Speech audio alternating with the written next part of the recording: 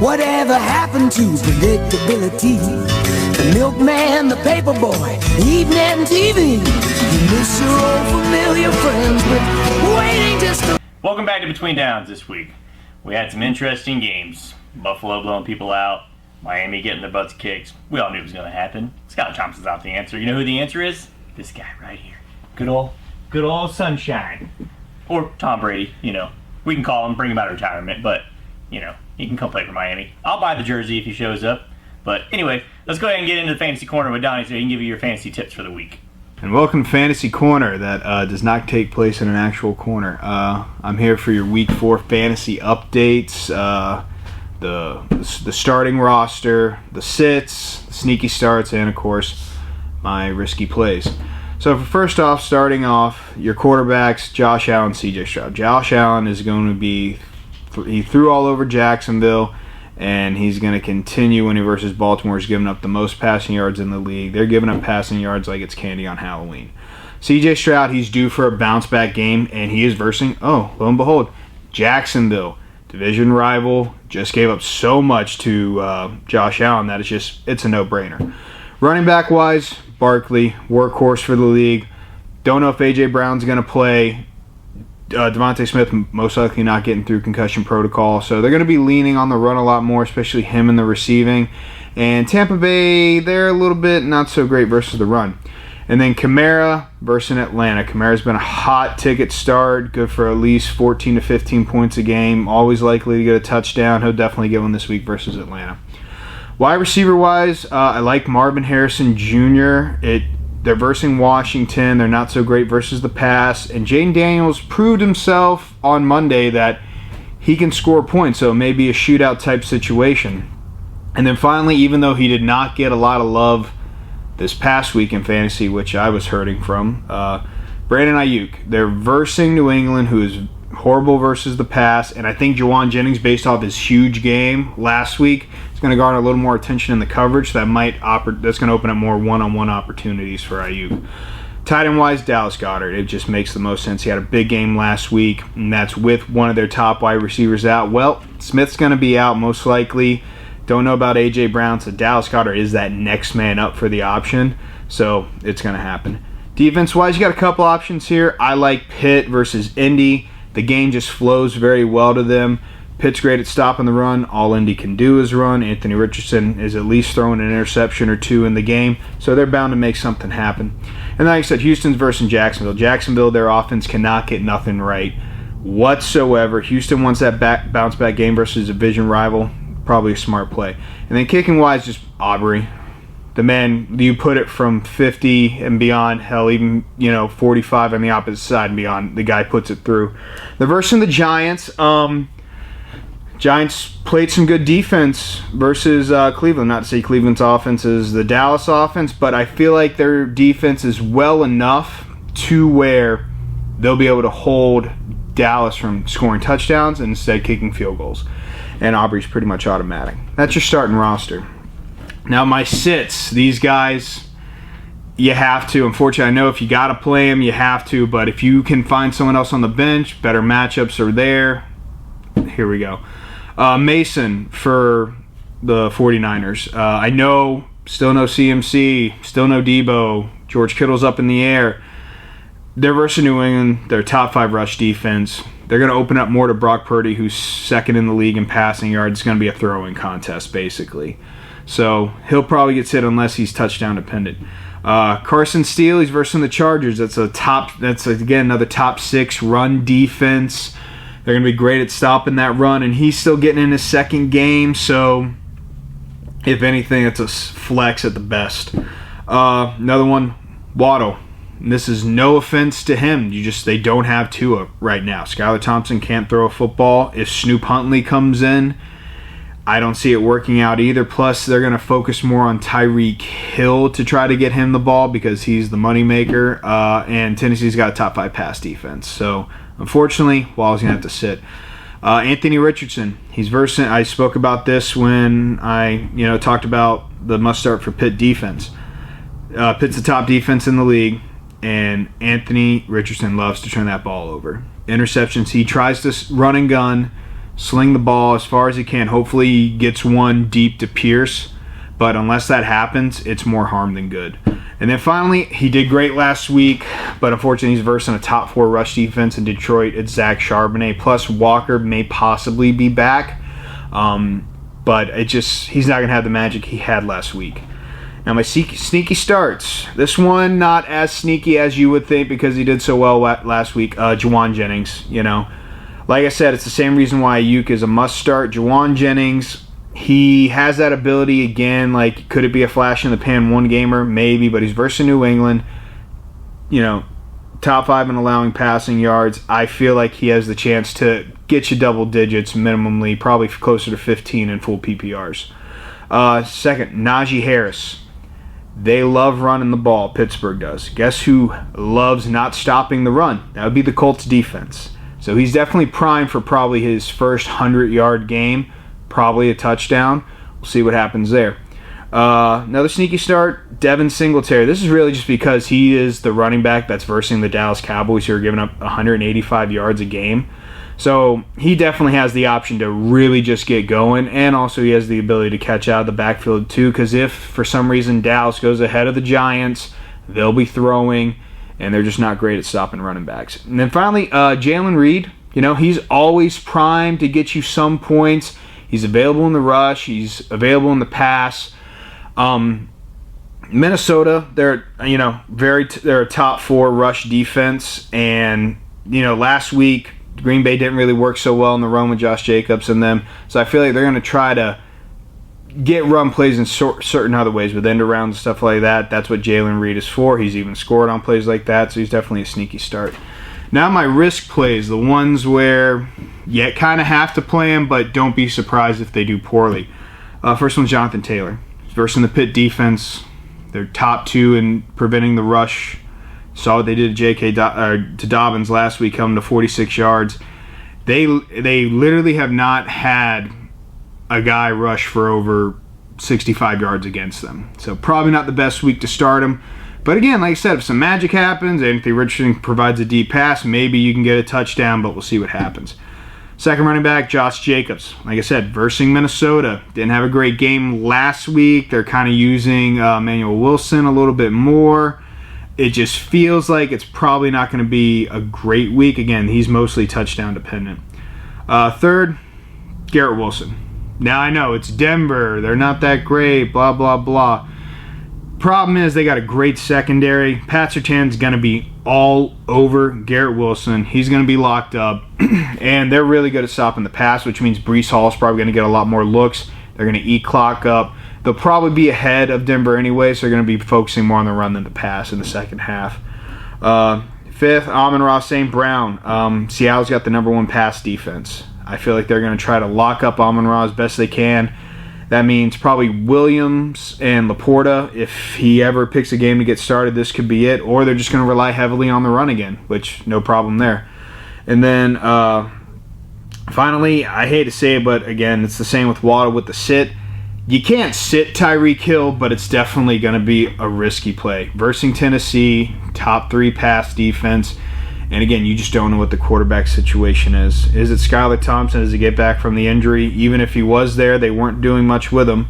Do they go with Tim Boyle? It's up in the air again. Or does Snoop Huntley finally come in? Maybe he can provide a spark. But either way, it's just not good this week. So, fortunately, those are the guys that are the risky factors. Play them at your own risk. We'll see what happens. And that is it for Fantasy Corner. All right, thanks for the fantasy news, Donnie. Came in handy for me last week, with the big win that I got. Finally, ended my losing streak. I'm 1-2 now. But let's go to Cody this week. Got some big news. Got some big winners, big losers. Let's go to him and see who he thinks were the big winners and big losers of this week. All right, welcome back to this week's winners and losers. I have a slightly bigger table this time to deal with, not my little short table, although I missed my short table. A couple big winners this week. Pittsburgh Steelers. They were able to move to 3-0. It's looking more and more like Justin Fields is that guy that the Chicago Bears expected him to be. Maybe found a new home in Pittsburgh. Might be quarterback number 1. Another team got another big win this week was the Denver Broncos. They were able to just beat the brakes off the Buccaneers. Buccaneers seemed to looked lost against a almost looking lost from a few weeks ago Denver Broncos team.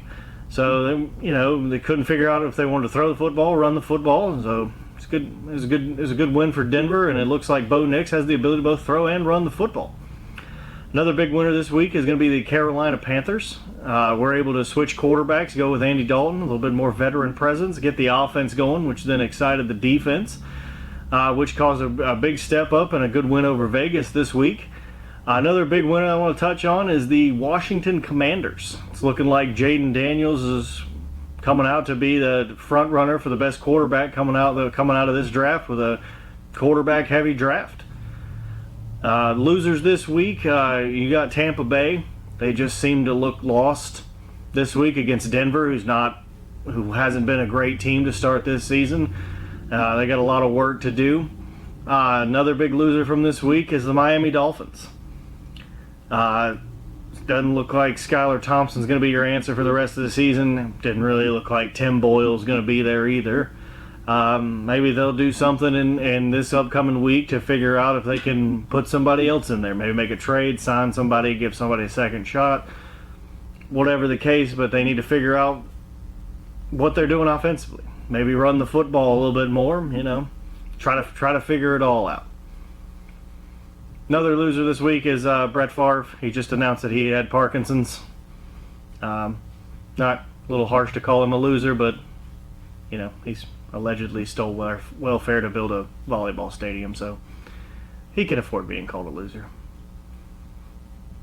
That's about it. That's about it we have for you on winners and losers. Back at you. All right, guys. Johnny couldn't be with us for this part, but we're just gonna talk about some of the controversies that happened across the NFL, and I think it happened more than one game. I think it happened in like 4 or 5 games. I think they need to bring back the reviewing pass interference. They only did it for the one season.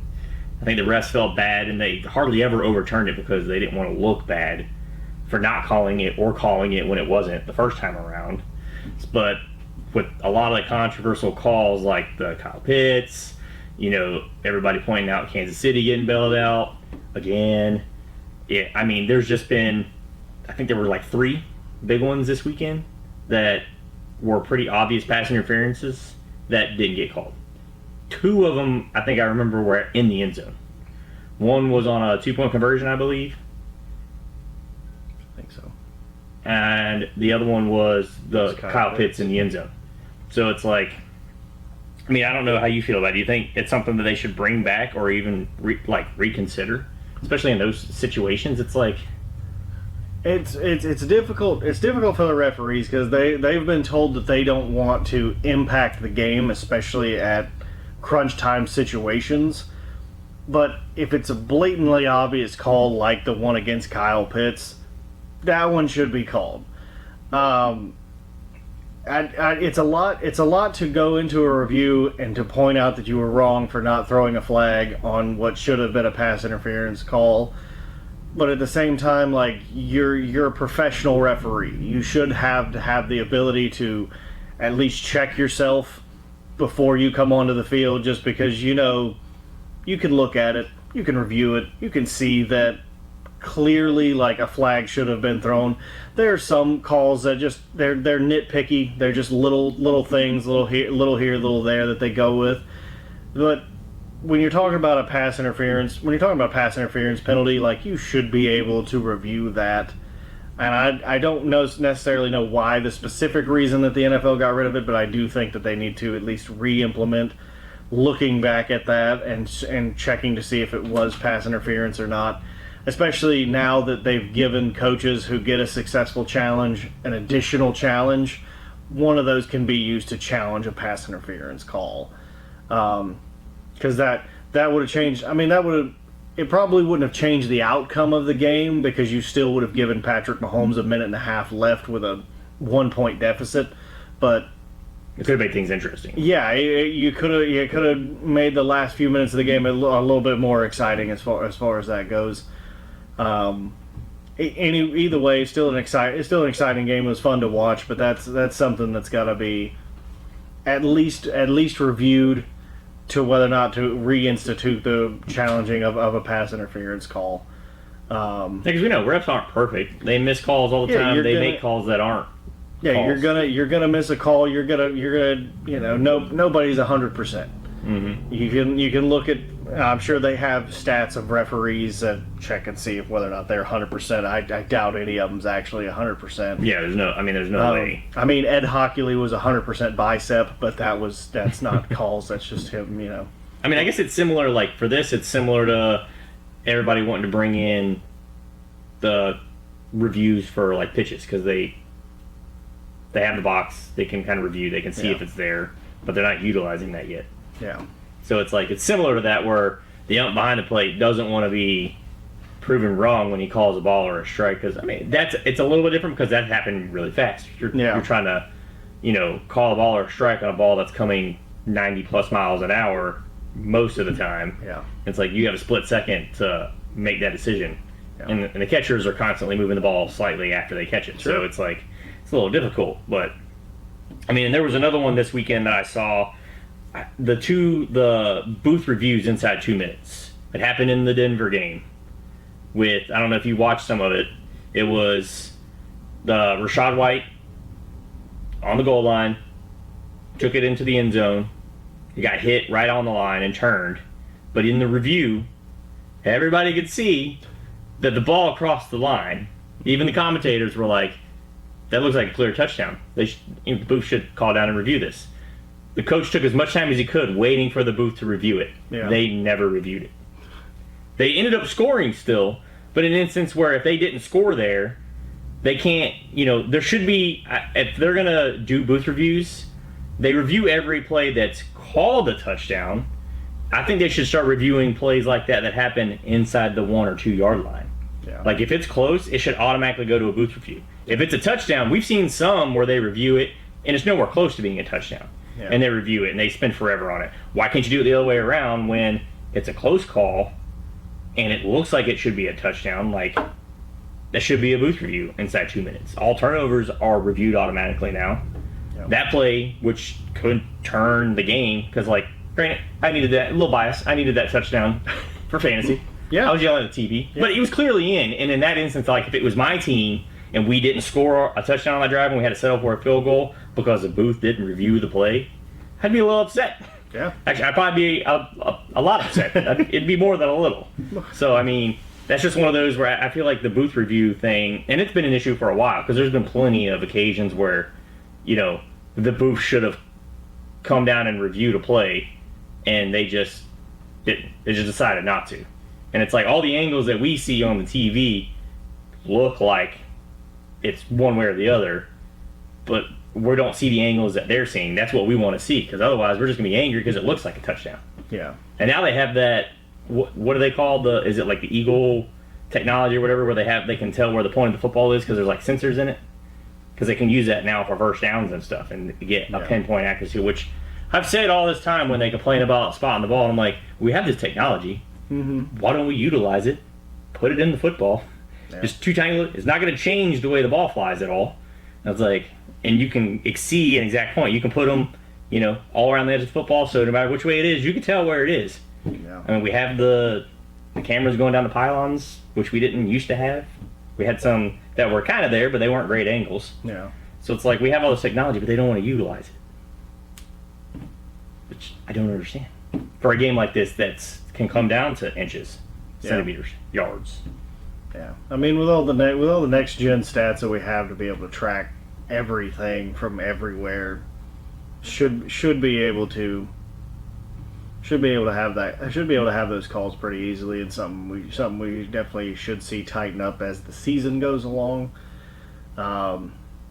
Learning curves for everybody, referees included, in this one, because there's some few calls there's a lot of conspiracy theories out going against the Chiefs right now because they keep Calls. They keep getting those late game calls in their favor, which some of them are correct calls. Some Like of the them Baltimore are, one. Yeah. His toes on the line. That one just came down to it. But then the next 2 games, they got bailed out by sketchy pass interference calls or no calls. Sure.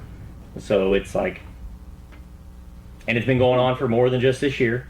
I mean, Super Bowl last year, everybody complained about it. Or year before last, whichever one it was. I don't remember. They all blend together now.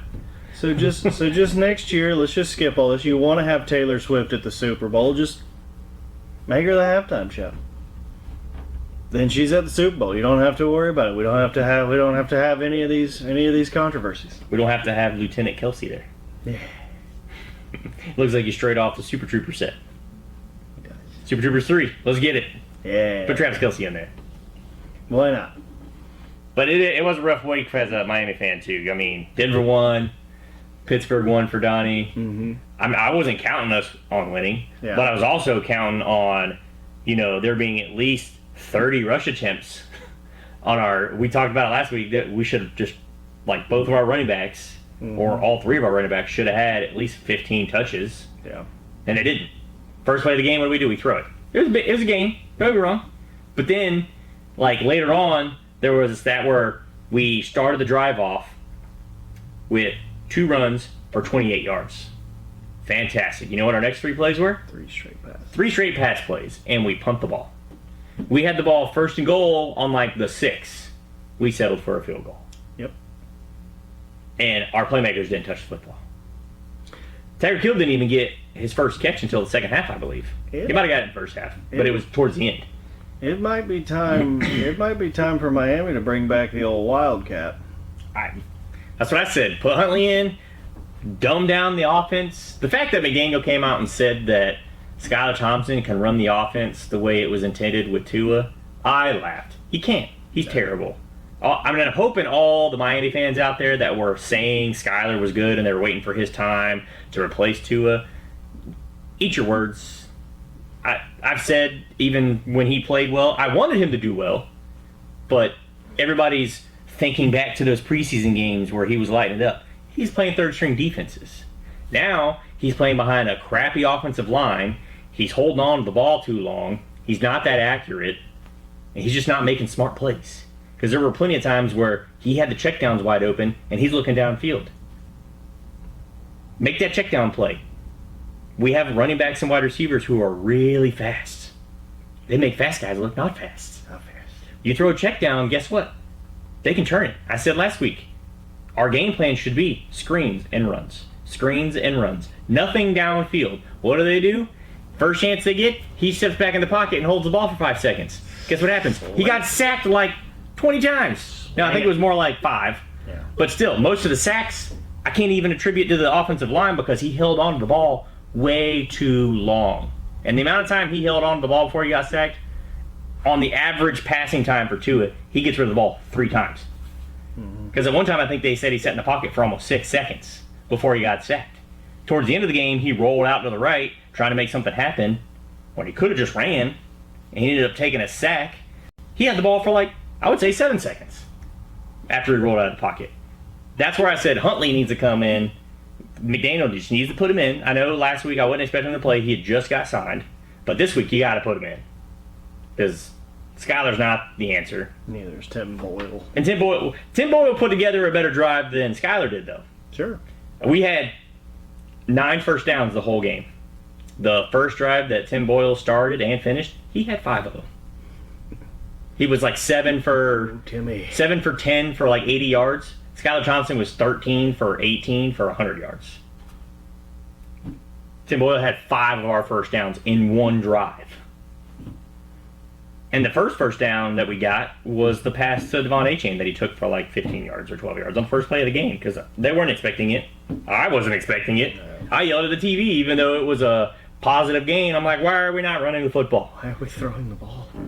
It does make no sense. We have a sensational second-year running back who all the fantasy owners out there are probably pissed that he didn't have a great game. This is definitely his lowest game of the year. Should have been his highest. Give him the ball 40 times. See if he can handle it. We even used our rookie. I don't even think Wilson got in there because, to be honest with you, after like halftime, I stopped watching the game. I started watching something else. I was like, I don't want to watch this. Yeah, I didn't want to watch it anymore. So it was this week we played Tennessee. So it's the battle of 2 turds.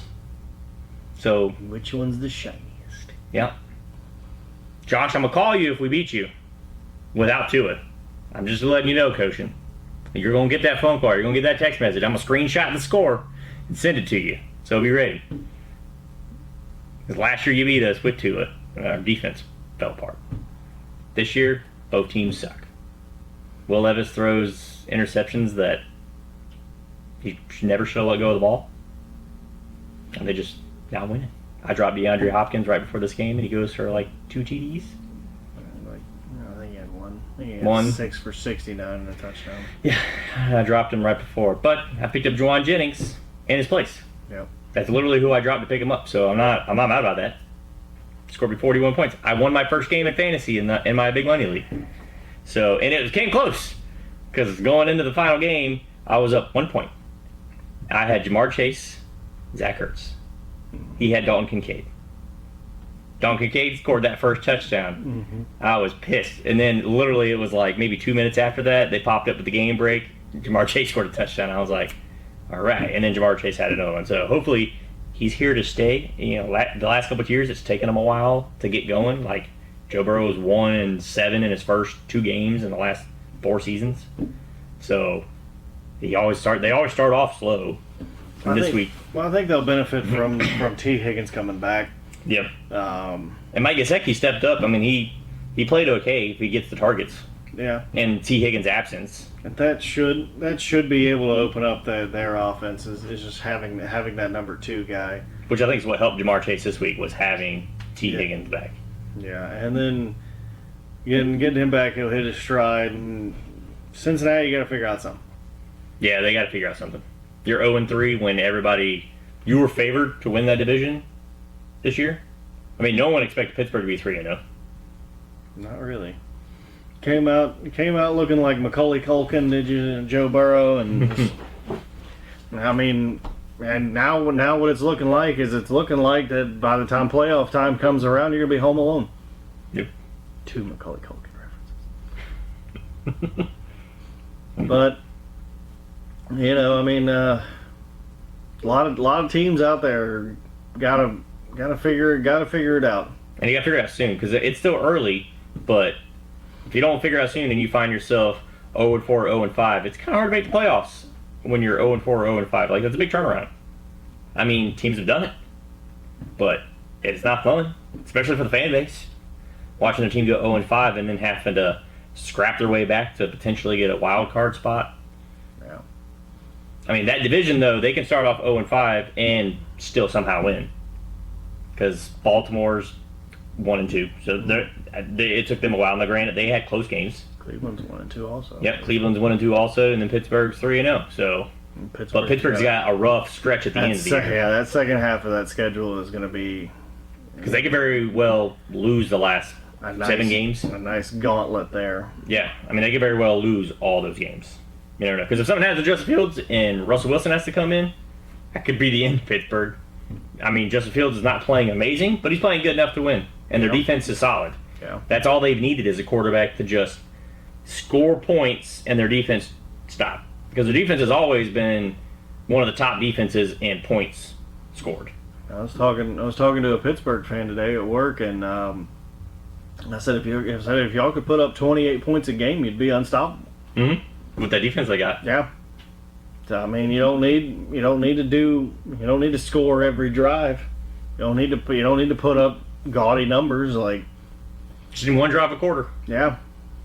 They can put up, I honestly would say if they can put up 21 points a game, they could very easily go with maybe losing 2 games Yeah.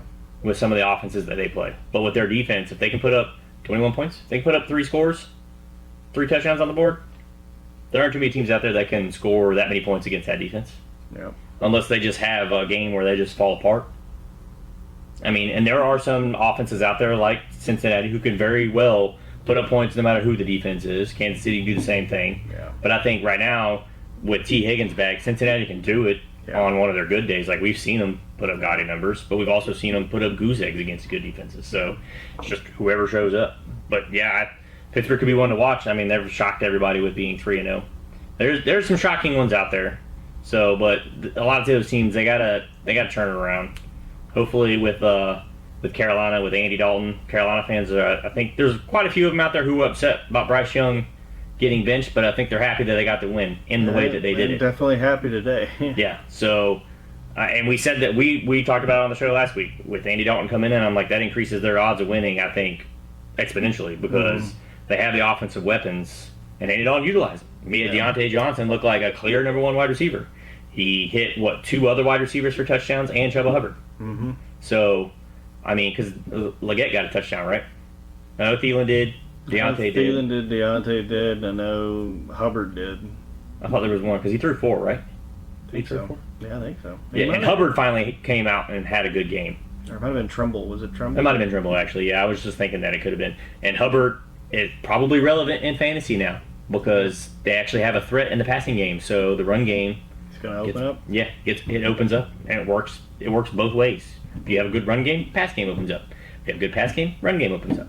So hopefully Chuba Hubbard, gets back to that running for 1,000 yards. I mean, he's got a little bit of catching up to do because the first 2 games were terrible, but he played a good game this past week, so we'll see if they can continue that. Mm-hmm. So it's going to be fun. Just glad football's here. Yep. It's great. It's the best time of year. Best time of the year, and good solid fantasy putouts today. If you have Saquon Barkley, you're on your high horse. What's that like? If you got Derrick Henry, ran all over the Cowboys this week. This guy. You picked up Juwan Jennings. You picked up Juwan Jennings. Like, this guy. You can buy a lottery ticket. Yep, I had Juwan Jennings and Jamar Chase this week. I was not expecting a 40 burger from Juwan Jennings. I wasn't either. On my way home from work, he had 2 touchdowns, and I was pulling in, and I had the game playing through on Fox, so I was listening to it. And they went to a game break because it was the Dallas-Baltimore game, and they were like, "We have another game break." They're like, "Purdy with his 3rd touchdown of the day to Juwan Jennings for his 3rd today," and I was super excited because I haven't won in fantasy. I was 0-2. And I'd put up some pretty awful numbers. Just put it this way, Juwan Jennings almost scored as much as I did last week. Yeah. So, in my first 2 weeks of fantasy, my team combined for 3 touchdowns. He matched that number. Jamar Chase almost matched that number. Yeah. So, and Lamar Jackson, like I said, my team on paper looked good, but they just weren't playing well. Yeah. Because, I had Lamar Jackson, Jamar Chase. I have Aaron Jones had a great game. Juwan Jennings had a great game. Zach Ertz had a pretty decent game, too. He did score, but I think he had 60 or so receiving yards on 6 or 7 catches, which can't ask for much more from a tight end. No. So I was pretty excited. The only thing that I wasn't happy about was really Rashad White, Javonte Williams. Denver was non-existent with the run game for some reason. It worked, but then they got away from it, and they were just like, let's just throw the ball. And then they put the 3rd guy in, and I'm like, this is garbage time. This is where I should get some points from Javonte Williams. And they were like, whoever that 3rd guy is, number 28, they were just like, yeah, let's just give him the ball. Yeah. So, but Bucky Irving's making a pretty good name for himself coming in. Yeah, he's one of the top fantasy pickups this week. Yeah, I drafted him. He was my last draft pick, so next year as a keeper, it depends if I might keep Juwan Jennings because I picked him up free agency, especially if they move on from Debo after this year. And if Bucky steps up, I'm going to have 2 choices because Bucky was my last pick, and Juwan Jennings was a free agent pickup, so that'd be great keepers next year. Yeah. So even if Debo comes back and Juwan Jennings still kind of there, I'll keep him on the bench for a while. Yeah. So. And if you have Ramondre Stevenson, yep. Sorry. Yeah, it was just a bad week. I had him last year. I understand. New England's terrible. When they start to play like crap, everybody plays like crap. Yeah. So it happens. Few rough weeks. Don't give up on some players. They'll be all right. Yeah, I just happened to play a guy who had Ramondre Stevenson and Mike Evans. Wonderful day for you. Yeah, his team put up 60, which that's about how much I put up last week. It's kind of funny because he was talking crap all week, and I didn't say a word. And then his team put up a goose egg, basically. Yeah, they didn't do too well. In fantasy, if you don't score over 90 points, you're probably not winning.